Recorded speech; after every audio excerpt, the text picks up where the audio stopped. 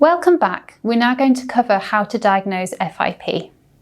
So when we're presented with cats to us, this is an algorithm as to how I think about them in my brain.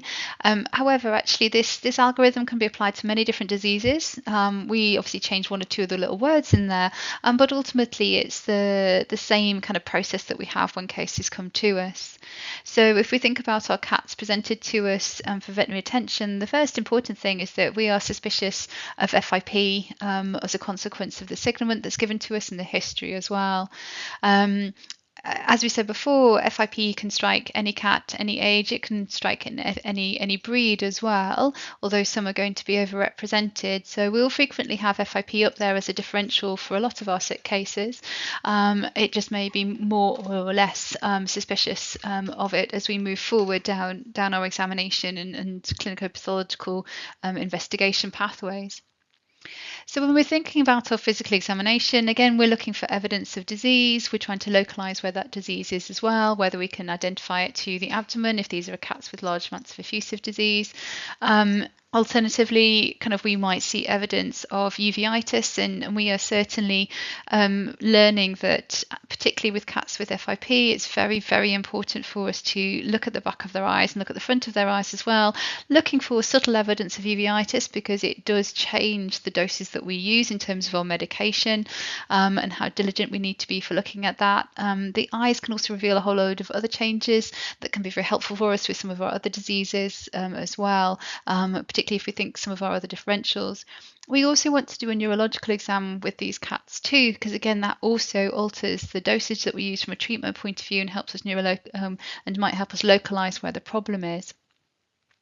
We then will be thinking, based on our physical exam and our history, how likely we're thinking FIP is going to be. Then usually around that point we'll start to get our blood work back as well. Usually this is going to be starting off with haematology and serum biochemistry, and with our sick cats we may also want to consider adding in feline leukemia virus, feline immunodeficiency virus serology too. Just because they get one disease doesn't mean they don't have others, and there is a concern that actually some of the risk factors for one are going to be similar to risk factors for the others too. They're certainly not going to do the cat any favours. So we do need to bear in mind that more than one thing can happen. We'll also be using those blood tests to try and reveal evidence of systemic inflammation as well. That can increase or decrease our suspicion of FIP. Where we do have evidence of effusions, then sampling them is going to be very, very helpful for us, particularly if we're having to work on a very, very tight budget, and the presence of that inflammatory fluid can be very helpful, both at ruling in, ruling out FIP. Again, if we're increasing our suspicion as to FIP being a problem, identifying evidence of uveitis, which has a much more limited differential list than just the average sick cat, that's also going to help us as well. It may also help us discuss with the owners what type of costs we're looking at in terms of investigation. It also might highlight to the owners, where speaking to an ophthalmological friend or referral to an ophthalmologist may be of benefit too. We then progress down the list of becoming more focused in terms of our sample collection, particularly trying to go for some of the less invasive sample collection, so abdominal or thoracentesis, some of which may be therapeutic. And then also with imaging, we can use that to identify areas that we want to sample as well.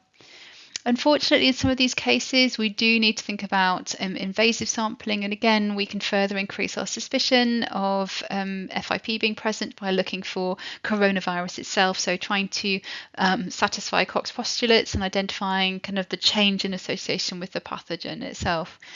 And then from that, we're going to be getting our diagnoses, whether that is FIP or not, or if we're not able to achieve a definitive diagnosis, it can certainly increase or decrease our suspicion of FIP being present.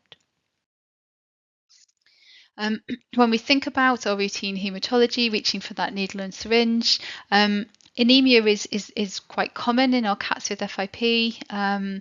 Hemolytic anemia is rare, but it has caught me out. I've seen that happen during my residency. We had a cat came in with hemolytic anemia, and ultimately didn't show any of the other initial changes most that would make us suspicious of FIP. But once we had the cat rehydrated, those changes came out, and ultimately this was a time in pre-treatment, and ultimately we confirmed it on post-mortem examination. But mercifully, most of these cats just have mild anemia, and about the kind of 50% or so of cats that we do see it's typically mild. But we also not uncommonly see microcytosis in these cats too, and quite a few of those cats where we do see microcytosis aren't necessarily anemic. And again, the suspicion here is that this is part of the inflammatory process that we're seeing. We might also see a neutrophilia as well. Some of these cats we might see evidence of a left shift happening in there too, and sometimes we might see left shift without neutrophilia. Again, some of these cats can be really quite inflammatory. We can also frequently see actually lymphopenia in our cases, more so in the cats that are going to be more obvious for FIP with the effusions, less likely in our non-effusive cats. But what's important to kind of bear in mind on here is that the kind of some of these changes are common. They're really, really non-specific, and their absence doesn't rule out disease. I've seen cats come in with FIP that have had completely unremarkable haematology and serum biochemistry. So the absence of changes does not rule it out. However, if we do see change, it can help support the fact that we've got an inflamed cat in front of us at the moment, and that might kind of help to support our diagnosis of FIP if we are able to rule out our other differentials that can also cause inflammation. If we're looking at our routine serum biochemistry, we frequently see hyperglobulinemia in these cats, and sometimes we see that associated with a hyperproteinemia as well. With these cats, it's more likely to see the hyperglobulinemia, hyperproteinemia in our non-effusive cats, the ones with the dry FIP. However, we also know that these serum protein changes are becoming less frequent as we're getting better at diagnosing it. We may also see hyperbilirubinemia as well. We can see that in about a quarter to 2/3 of cats with it. Kind of in a reasonable number, it's going to be considered to be severe, and kind of a bit fewer than half of them, we're going to be seeing that clear evidence of them becoming icteric.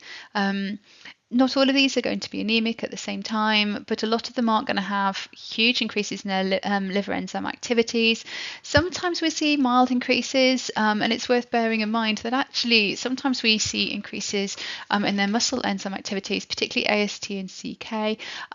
So again, worth bearing in mind, because you might want to be thinking about your alternative differentials and measuring AST CK, looking for support for something, say, like toxoplasmosis, which is going to be a differential for an inflammatory process potentially causing effusions and icterus in a young cat. So again, just be aware that FIP can cause increases in our muscle enzyme activities as well. When we think about those serum protein alterations, if we were to do serum protein electrophoresis, they can be helpful for us to find. However, worth being aware that the absence of finding those changes does not rule out FIP. We are getting better at finding and identifying cases of FIP earlier on, and that's what the suspicion is going to be these days. So yeah, worth bearing in mind in that. And it is possible to do serum protein electrophoresis in some of these cats, and it's not a wrong thing to do. But we do have to consider our turnaround time for some of these tests because it is a send-away test. Other things that we could do if we're looking at further focus on serum proteins, and if we're thinking about our cats being inflamed, we can think about measuring alpha-1 acid glycoprotein. It's certainly been focused on quite a lot in cats that have FIP, and it can be really helpful for us as well. A lot of our cats that have FIP often have very, very increased concentrations, as we can see on here.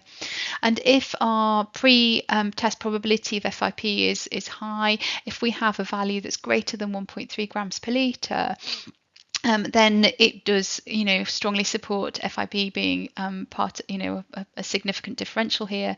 And even where we don't have a significant suspicion of FIP, kind of going into this testing, if our values are above 3 grams per litre, then that further supports FIP being a diagnostic differential. But worth bearing in mind that, as you can see in here, there are other conditions, including other systemic infections, including FIV, and others like septic abdomen, some neoplasias, that can cause alpha-1 acid-glycoprotein to be increased. So using it as a diagnostic tool is great. It can help support us with what we're doing, and it's very sensitive and can be very supportive of FIP, but it does have some limitations in there. Where alpha-1 acid-glycoprotein also is very helpful for us as well, and may be worth considering even if you have already very strong suspicion of a diagnosis of FIP, is that it can be used to help monitor response to treatment. So when we do think about starting treatment, we're going to be wanting to have a baseline to compare it to see where it's normalized to. So certainly with the cases that I see here, even if we're already pretty sure that we've got FIP and we're going to be treating it, I will still want to measure alpha-1 acid-glycoprotein. If we think about serology, again, this is something that quite a few people do, but personally, I don't do feline coronavirus serology these days. I really struggle to interpret it, and that's why I don't like doing it. Cats with FIP, they do tend to have higher antibody titers than non-FIP cats, but there is a large amount of overlap in that. And when we look at the median values for FIP cats and non-FIP healthy cats, again, the median, the titer is the same. And if we think about a lot of our clinically healthy cats, particularly if they come from multi-cat households, they'll often be positive and can be very highly positive too in there. And then in some studies, a significant minority of cats with FIP were considered to be seronegative using the test that they have. Now, the argument by some laboratories is that the threshold for diagnosing cats to be seronegative was insufficiently sensitive to pick up those cats with FIP, but ultimately I know that a lot of us have kind of don't know necessarily which labs to choose for them, which are going to be sensitive, which not, but ultimately in my head, my feeling is that coronavirus serology, it can't be used to kind of make a diagnosis of FIP from one without, and even if I were to have a negative serology, it wouldn't take it off the table. It would definitely make it less likely to me, but it wouldn't take it off the table. So if that's what we're trying to achieve using the titer levels, then for me it wouldn't be very helpful. Imaging can be very, very helpful, but to a point. So it's very, very helpful to identify areas of pathology that can be very useful for us for sampling. It can identify effusions, which are incredibly helpful for us diagnostically, and it's really great for looking repeatedly, particularly point of care ultrasound in practice. Once we've rehydrated these previously prunes of cats, when they come into us as being absolute little raisins, we can rehydrate them, and sometimes the effusions become apparent at that point, and then we can use ultrasound to sample it. But worth bearing in mind that ultrasound does not give us a diagnosis. It can just give us the changes that may support or make kind of more or less likely our suspicions for our differentials.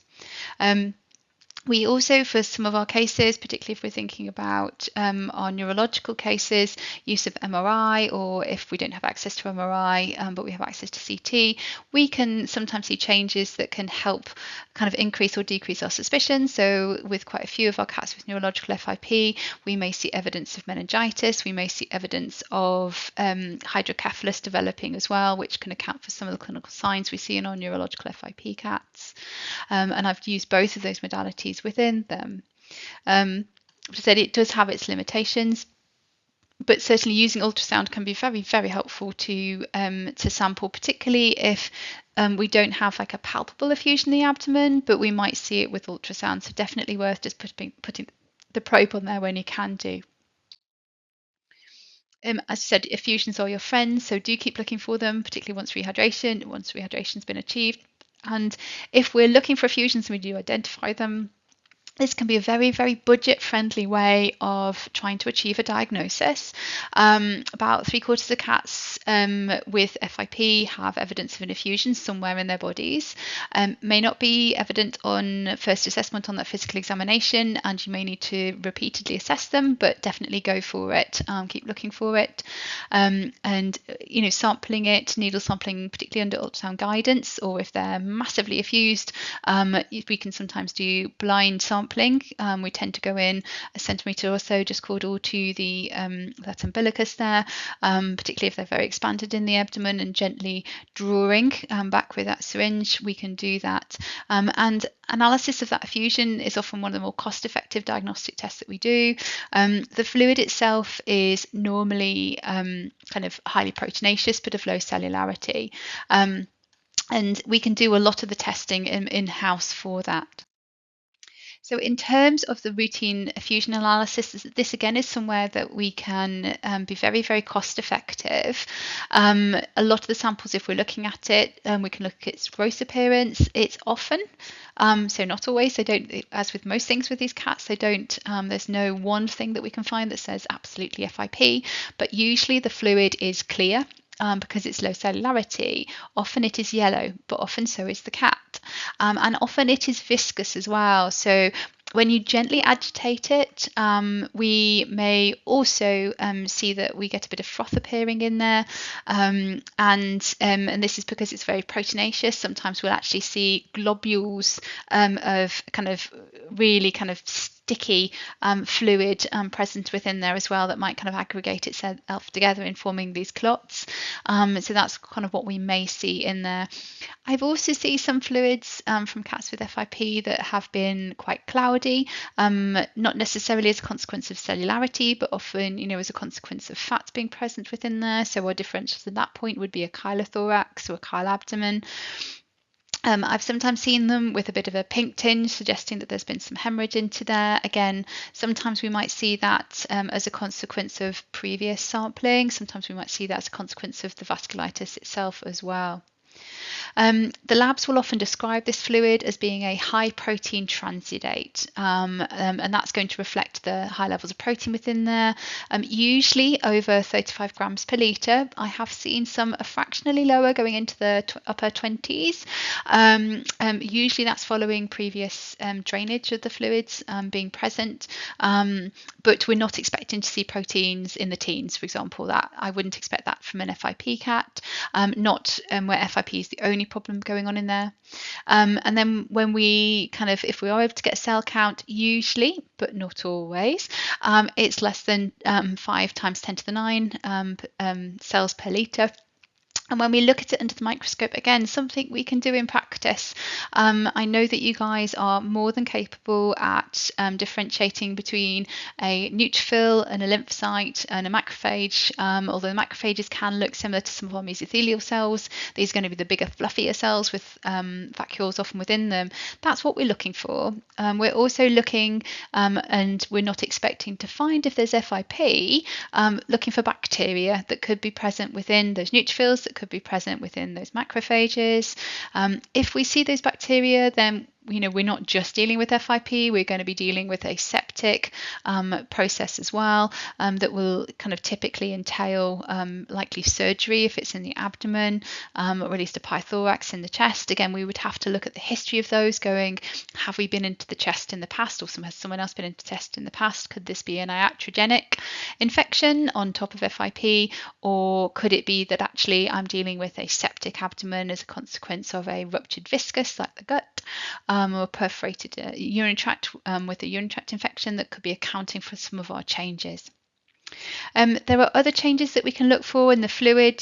These are so one of them is we can measure alpha-1 acid-glycoprotein. It is something we can do. It's more accurate at increasing our suspicion of FIP with as compared to looking at serum alpha-1 acid-glycoprotein. However, it is a send-away test, and actually we're going to be getting a lot of the information we already kind of that we need to try and make a diagnosis from doing cytology and looking at the protein levels in there. And again, we'll often be wanting to measure serum alpha-1 acid-glycoprotein to give us a baseline. There's another test that is described by some people. It's called the Rivalta test. Personally, I don't do it because I'm comfortable at doing cell cytology. I'm comfortable at using a refractometer. But there are others out there that may not necessarily have access to that at point of care in the practice that they're in. And so they may be thinking about Rivalta. Now, Rivalta is a very, very basic, cheap and cheerful test for effusions. It's a point of care test that can be used to differentiate kind of low protein versus high protein, especially high inflammatory protein effusions being present. And it's what it does really is you're ending up taking a drop of your fluid and you're putting it into an acidic solution. And if there's a lot of protein in there, it tends to stick itself together. But if there's not a lot of protein, it tends to diffuse into the solution and disappear. The way that we achieve this acidic kind of solution is we take some vinegar. We take about 10 mils, so we're filling a universal tube with water, distilled water if you've got it, and we're usually filling the tube to about a third to about half full. We're then adding 1 or 2 drops of white vinegar to it as well. So again, this is some of like the Sarson's white vinegar you might find in the back of the cupboard there for when people get chips into practice.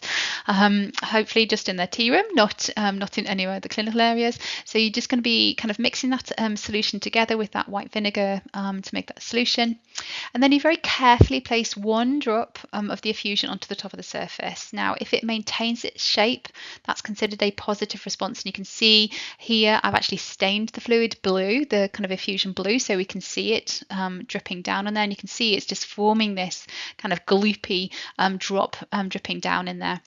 If it's positive, we'll be thinking FIP. We've got an inflammatory inflammatory fluid present within there, not necessarily an exudate, but we might also see that with septic peritonitis because it's another inflammatory exudate. We may also see it with lymphoma, so our neoplastic effusions as well. So bear that in mind too. Now, if it disappears away, it's considered a negative one. It just kind of diffuses into the solution. We know that over 90% of cats with FIP will have a positive result to this test, but 2/3 of cats without FIP will have a negative result. And if we get a negative result, we'll be thinking things like we'll be looking at the blood proteins. Could we have a hyperproteinemia? We'll be thinking cardiac disease as well. Now, I just also have a photo of what it looks like if we're using the actual fluid itself. So you can see on here, this is the reason why I dyed the last one blue, is you can see there's a glob of yellowish liquid that's kind of sitting on top of that clear vinegar solution in there. So that's what it looks like if you just use that base fluid present in there. It's much easier to look at when you're looking at it in person rather than trying to take photos of it, hence doing the blue version. Previously, histopathology would have been considered gold standard for the diagnosis of FIP. However, it has been superseded by immunohistochemistry, demonstrating the presence of virus alongside the typical histopathological changes in terms of the presence of granulomas, sometimes with areas of necrosis, and these focal, often perivascular B-cell and plasma cell infiltrates. However, histopathology isn't foolproof, and it also requires the invasive sampling of this tissue, which we do need to do in some of our cases to achieve a kind of a comfortable diagnosis, but not necessarily in all of them.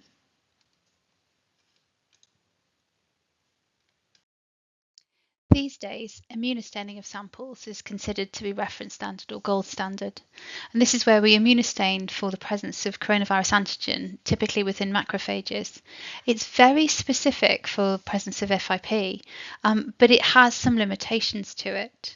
It's not completely foolproof, so in some studies they did find that there was some non-specific staining used in the staining techniques that they used, and in other situations it is possible to find presence of coronavirus in some tissues, including the mesenteric lymph nodes, in very small numbers, and this likely reflects that they've had a historical infection in the gastrointestinal tract, and then you've got these 1 or 2 little macrophages in there that are positive. But as we can see on here, there's a number of different studies, one looking at presence of immunostaining within CSF in cats that have FIP, another one looked at peritoneal fluid, and again, we can see how the presence of virus can be a bit patchy, even within the granulomas within the liver tissue. Other issues about it, although it's very good from a specificity point of view, sensitivity is not always perfect, particularly in our low cellularity fluids, which are going to be the most accessible for us as well. But then the other issue is that it's a send away test, so it's something that may take a week, two, maybe longer to get back. An alternative way for looking for the virus is to do reverse transcriptase PCR on samples.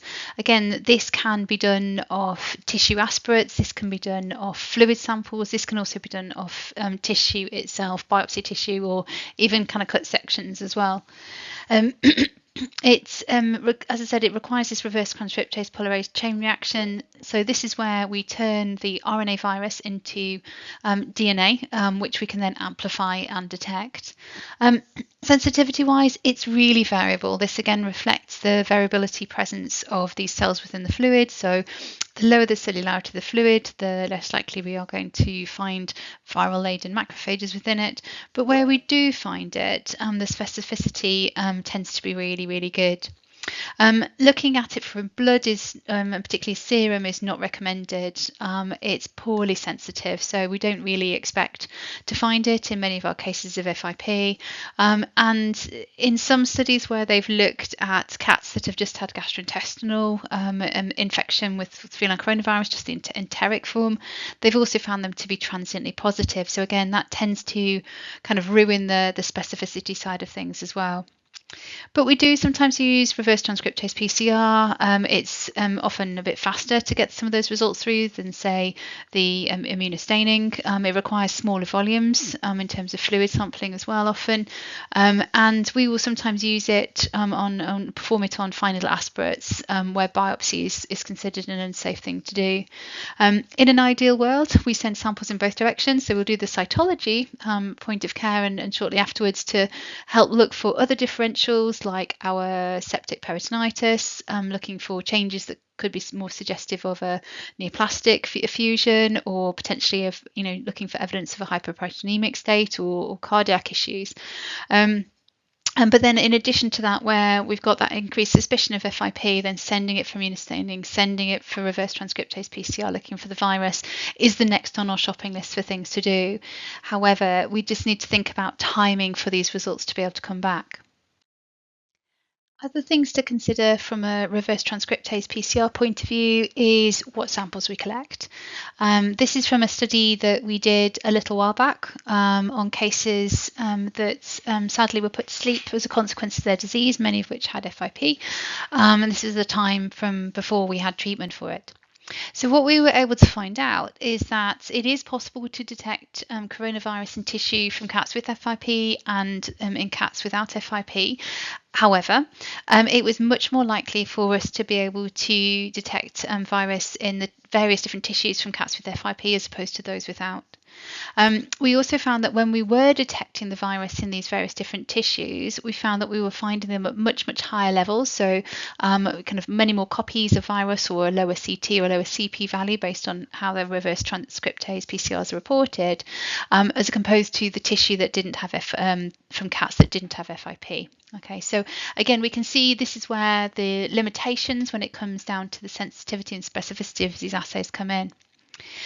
We also looked at the presence of S protein mutations as well. So prior to doing this study, it was reported that there were these mutations to the S protein. So this is the protein that forms those spikes on the surface of the virus that allow the virus to attach to cells before they become internalized. And there were changes to these viral proteins that was very, very strongly associated with the presence of FIP. And we were wondering, is this the diagnostic tool that we need? If we find this mutation, does this definitely mean that we've got FIP? Unfortunately, it looks like it's a bit more complicated than the black and white that we really wanted it to be. What we are now most suspicious of is that these S protein mutations are more of a marker of systemic coronaviral infection. So where we get this tropism switch from infecting the gastrointestinal cells into infecting the macrophage monocyte cells and being able to kind of transverse around the body at higher numbers. So we are able to detect these S protein mutations within tissues from cats with FIP. And actually, when we look at the ratios of the times where we've found the virus in the tissues and the times where we found these mutations within them, they were pretty similar, FIP to non-FIP. But again, what we have to kind of register with that is that we are finding the presence of these mutated coronavirus at much higher level in much larger numbers of the tissues, much higher percentage of the tissues than we are in cats that don't have FIP.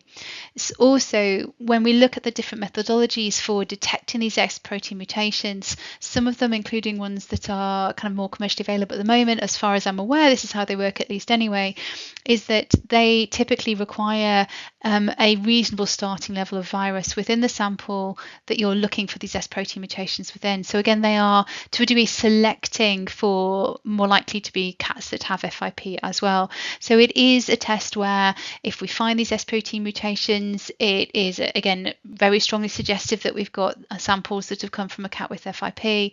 There is a kind of lower kind of possibility that we're going to be getting a false positive result with that, but I can't completely rule it out. The worry that we have is that because with these to detect those S protein mutations, you need a higher viral load, is that where we do get tissues from cats with FIP, where the viral load is relatively low in the tissue that we've sampled, that we may get a false negative. And I think that's going to be our biggest danger with these.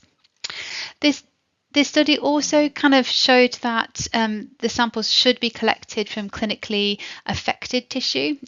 We found that immunopositive tissues were more likely to be positive for the virus as opposed to the immunohistochemistry negative tissues in which we're finding FIP. Again, what we can see on here is that no one test is perfect. So not all of the immunohistochemistry positive tissues were positive by the viral PCR, and not all of the tissues that were positive by PCR were also positive by immunohistochemistry. So we do have to kind of weigh up those different things together. We also kind of as part of that identified that there were some cats that had FIP for whom the PCR failed as a consequence of mutations at the site of the PCR binding site. So we know that like a lot of other PCRs, they're not completely without their potential for hiccups along the way. We also found that tissues that had the immunopositive tissues had higher copy numbers as opposed to the kind of the immunohistochemistry negative tissues. Again, this was kind of something we could probably predict anyway. The more likely we are to visually see the virus, the more likely we are to be able to detect it at higher levels within that tissue. So hopefully you now have more of an idea to try and get closer to that elusive diagnosis of FIP. So moving on, what do we do after that? How do we take our diagnosis and turn it into treatment? Please do join us for part 3.